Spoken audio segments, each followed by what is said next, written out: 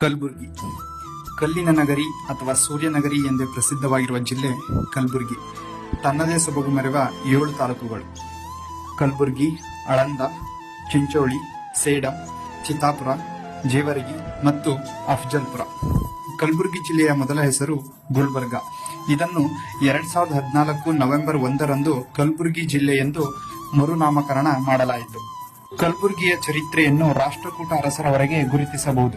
ನಂತರ ಚಾಲುಕ್ಯ ಸಾಮ್ರಾಜ್ಯದವರು 200 ವರ್ಷಗಳವರೆಗೆ ಜಿಲ್ಲೆಯನ್ನು ಆಳಿದರು. ಚಾಲುಕ್ಯರ ನಂತರ 12ನೇ ಶತಮಾನದವರೆಗೆ ಕಲಬುರಗಿ ಪಳಚೂರಿ ಅರಸರ ನಿಯಂತ್ರಣದಲ್ಲಿತ್ತು.